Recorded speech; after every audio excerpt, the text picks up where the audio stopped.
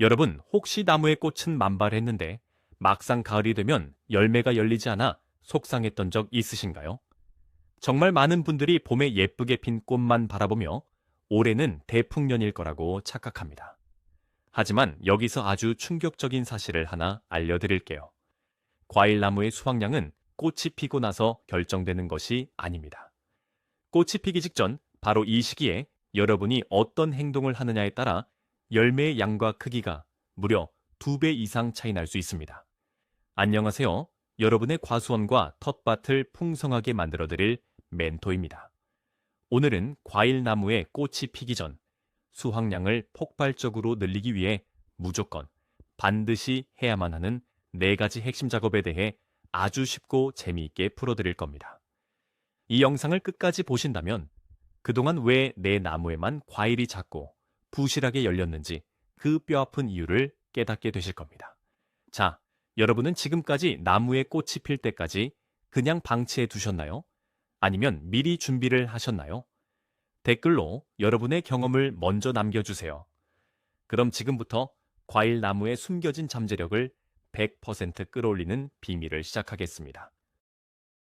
본격적인 방법에 들어가기 전에 나무의 입장에서 봄이 어떤 의미인지 잠깐 이해하고 넘어갈 필요가 있습니다. 겨울 동안 과일 나무는 죽어 있는 것이 아닙니다. 그저 아주 깊은 겨울잠을 자며 뿌리 깊숙한 곳에 에너지를 꽉꽉 비축해 두고 있죠. 그리고 봄바람이 불고 기온이 서서히 오르기 시작하면 나무는 뿌리에 모아두었던 엄청난 에너지를 한 번에 끌어올려 꽃망울을 터뜨릴 준비를 합니다. 이때가 바로 1년 중 나무가 가장 많은 에너지를 소모하는 결정적인 순간입니다. 만약 이 시기에 나무가 필요로 하는 도움을 우리가 주지 못한다면 나무는 기력을 잃고 꽃만 피운 채 열매를 맺을 힘을 잃게 됩니다. 과거의 현명한 농부들은 이 자연의 섭리를 정확히 알고 있었습니다. 그들은 꽃이 피기 전에 몇 주를 1년 농사를 결정짓는 골든타임으로 불렀습니다. 그래서 우리는 나무가 깨어나 에너지를 폭발시키기 직전 나무의 부담을 덜어주고 최적의 환경을 만들어주는 작업을 해야만 합니다. 자, 그럼 그 옛날 지혜로운 농부들이 실천했고 현대 과학으로도 증명된 완벽한 수확의 비밀 4가지를 하나씩 파헤쳐 보겠습니다.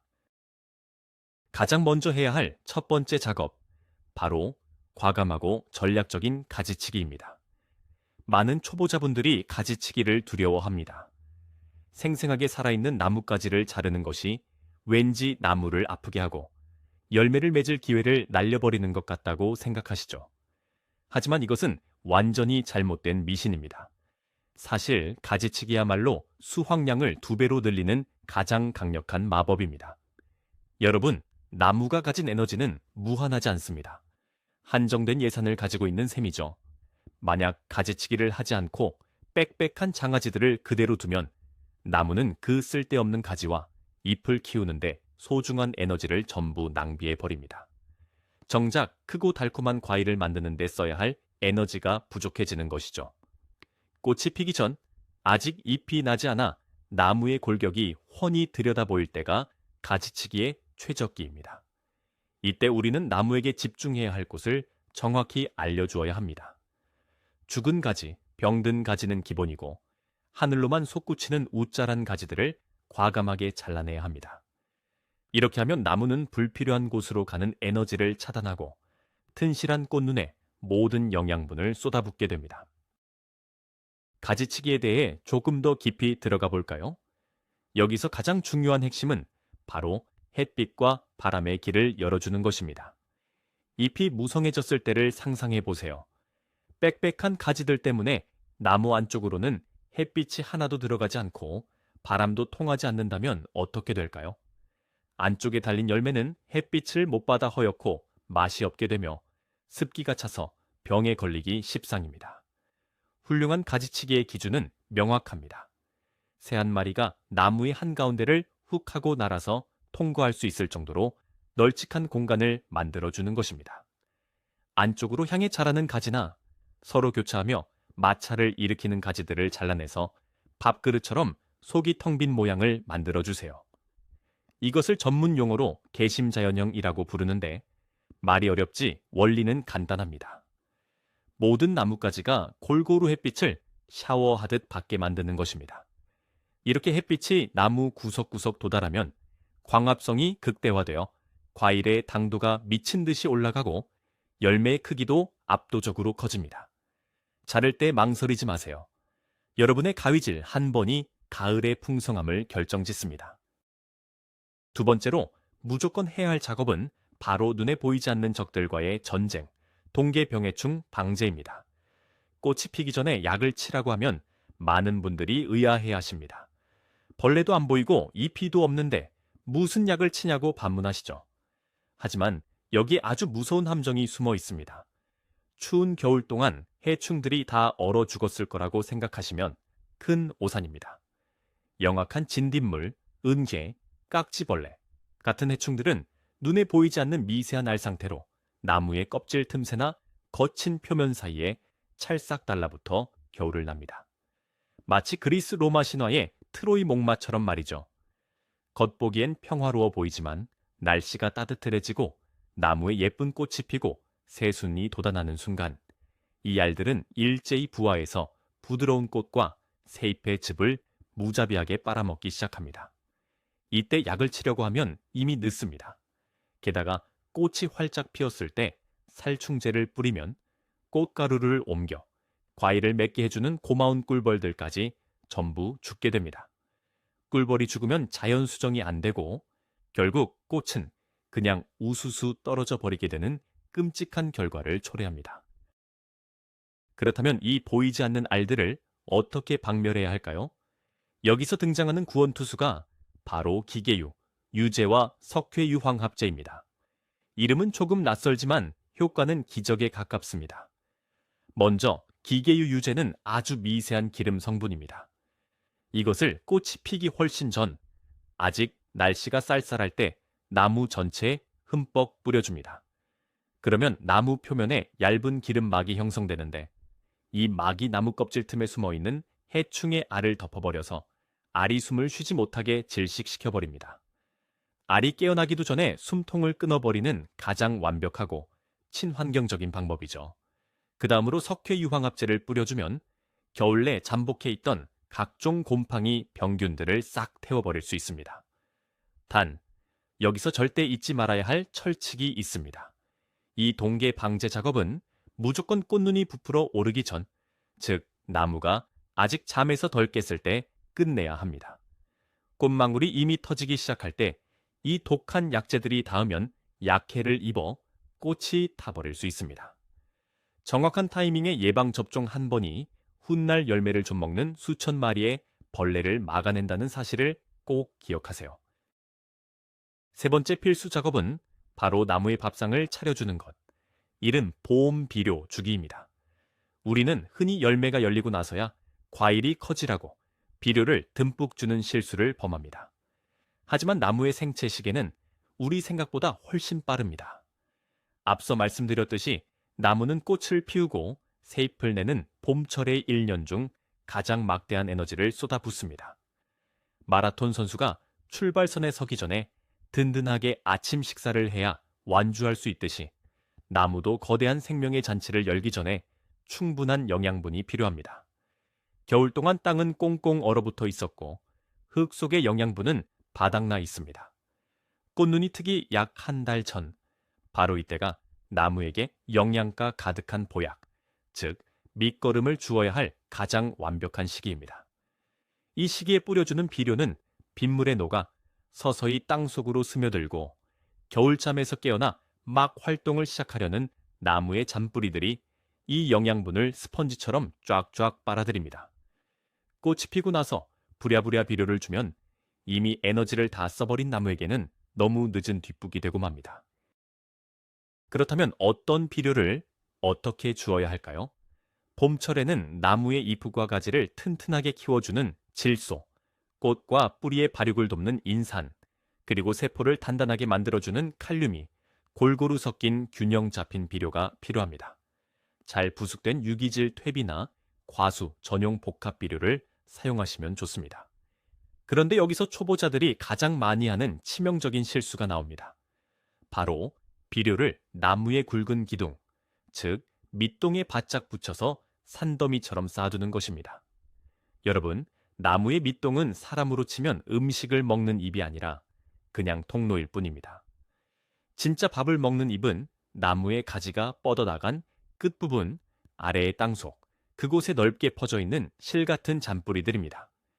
이것을 전문 용어로 수관하부라고 합니다.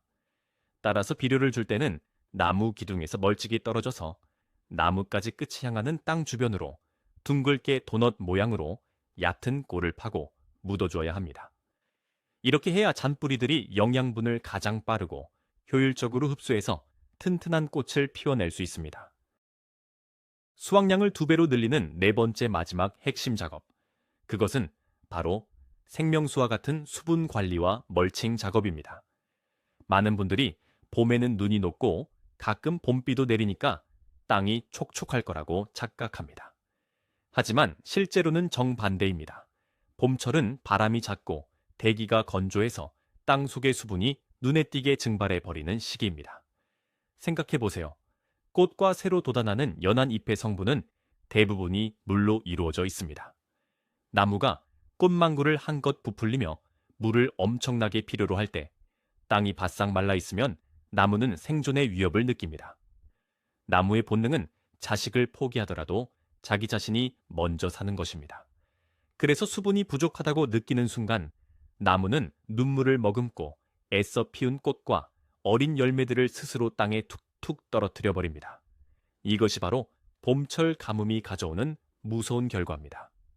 따라서 꽃이 피기 전 땅의 표면이 말라 있다면 흠뻑 물을 주어야 합니다. 호수로 찔끔찔끔 주는 것이 아니라 뿌리 깊은 곳까지 물이 닿도록 아주 천천히 그리고 아주 깊게 물을 적셔 주어야 나무가 안심하고 꽃을 피웁니다. 하지만 매일 물을 줄 수는 없는 노릇이죠. 그래서 필요한 것이 바로 수분 관리의 치트키, 멀칭입니다. 멀칭이란 나무 주변의 흙을 무언가로 덮어주는 작업을 말합니다. 주변에서 쉽게 구할 수 있는 볏짚, 마른 풀, 부엽토 또는 파쇄한 나무 껍질 같은 것들을 흙 위에 푹신하게 덮어주세요. 이 덮개는 마치 겨울철에 덮는 두꺼운 소미불 같은 역할을 합니다. 한낮의 따가운 봄볕에 땅속 수분이 공기 중으로 날아가는 것을 완벽하게 막아주어 땅을 늘 촉촉한 스펀지 상태로 유지해줍니다. 그뿐만이 아닙니다. 봄이 되면 얄미운 잡초들이 나무보다 먼저 싹을 틔워 우리가 애써준 비료와 물을 가로채기 시작합니다. 멀칭을 꼼꼼하게 해두면 잡초가 햇빛을 받지 못해 자라지 못하게 억제하는 엄청난 효과까지 있습니다. 흙의 온도를 일정하게 유지해주고 미생물이 살기 좋은 환경을 만들어주며 물과 양분을 지켜주는 멀칭. 이 간단한 작업 하나가 개화기 나무의 스트레스를 제로로 만들어주고 결국 주체할 수 없을 만큼 많은 열매를 맺게 하는 숨은 1등 공신이 됩니다. 자, 지금까지 말씀드린 4가지 작업이 어떻게 하나의 거대한 시너지를 내는지 상상해 보세요. 이것은 마치 완벽하게 돌아가는 거대한 공장과도 같습니다. 과감한 가지치기를 통해 공장의 쓸데없는 라인을 정리하고 햇빛이라는 동력을 확보했습니다. 동계 방제를 통해 공장을 파괴하려는 해충이라는 스파이들을 사전에 완벽하게 차단했죠. 이른 봄 비료 주기로 공장을 최고 속도로 가동할 최고급 원자재를 듬뿍 공급했고 마지막으로 꼼꼼한 수분 관리와 멀칭을 통해 이 모든 공정이 부드럽게 돌아갈 수 있도록 윤활유를 쳐준 셈입니다. 이 4가지 중 단 하나라도 빠진다면 어떻게 될까요? 비료를 아무리 많이 주어도 수분이 부족하면 뿌리가 흡수하지 못합니다. 가지치기를 잘해도 해충 방제를 안 하면 애써 키운 새순이 벌레의 먹이가 됩니다. 이 4가지 행동은 독립적인 것이 아니라 서로가 서로를 돕는 완벽한 톱니바퀴입니다. 이 톱니바퀴를 꽃이 피기 전에 정확히 맞물려 놓는 사람만이 가을의 가지가 휘어질 듯 주렁주렁 열린 과일의 무게를 경험할 자격이 있는 것입니다. 이제 정말 꽃이 피기 직전 초읽기에 들어간 시점입니다. 이 모든 완벽한 준비를 마쳤다면 마지막으로 해야 할 것은 하늘의 동태를 살피는 것입니다. 이른 봄에는 날씨가 변덕스러워서 갑자기 기온이 영하로 뚝 떨어지는 꽃샘추위가 찾아오곤 합니다. 갓 피어나려는 연약한 꽃만골이 이 갑작스러운 서리와 얼음을 맞게 되면 속이 까맣게 얼어 죽고 맙니다. 이를 동해 또는 상해라고 부릅니다. 이 마지막 고비를 넘기기 위해 일기예보를 매일 확인하세요. 만약 꽃이 피려는데 서리가 내린다는 예보가 있다면 전날 밤 미리 땅에 물을 흠뻑 뿌려두는 것이 큰 도움이 됩니다. 촉촉한 흙은 마른 흙보다 열을 더 많이 머금고 있어서 주변의 온도를 미세하게나마 높여주기 때문입니다. 또는 어린 나무라면 밤사이 얇은 부직포를 덮어주는 것만으로도 꽃을 살려낼 수 있습니다. 긴 겨울을 버티고 여러분의 정성 어린 보살핌 속에서 마침내 첫 꽃만굴이 터지는 그 경이로운 순간, 그 순간을 맞이할 완벽한 준비가 끝났습니다. 여러분, 놀랍지 않으신가요? 가을에 수확할 열매의 크기와 양은 가을이 아니라 바로 지금 꽃이 피기 전인 봄에 이미 100% 결정이 납니다. 가지치기로 햇빛의 길을 열어주고 동계 방제로 잠복한 해충을 박멸하며 이른 비료로 폭발적인 에너지를 채워주고 멀칭과 수분 관리로 생명의 기반을 다져주는 것. 이 네 가지 행동은 단순한 농사일이 아니라 나무와 대화하고 그 생명력을 극대화시키는 예술과도 같습니다. 올해는 멍하니 꽃이 피기만을 기다리지 마시고 지금 당장 장갑을 끼고 마당이나 텃밭으로 나가보세요. 여러분의 작은 실천 하나가 몇 달 뒤 마법처럼 2배로 쏟아지는 달콤한 과일로 보답할 것입니다. 오늘 영상이 여러분의 풍요로운 수확에 도움이 되셨다면 꼭 구독과 좋아요를 눌러주시고 주변의 식물 집사님들께도 이 귀한 영상을 공유해 주세요. 그리고 영상 내용 중에서 여러분이 직접 해보기에 가장 막막하거나 어렵게 느껴지는 작업은 어떤 것인가요? 가지치기인가요? 아니면 방제인가요? 댓글로 여러분의 고민을 남겨주시면 제가 직접 친절하게 답변해 드리겠습니다. 오늘도 시청해 주셔서 진심으로 감사합니다. 풍성한 수확을 기원합니다.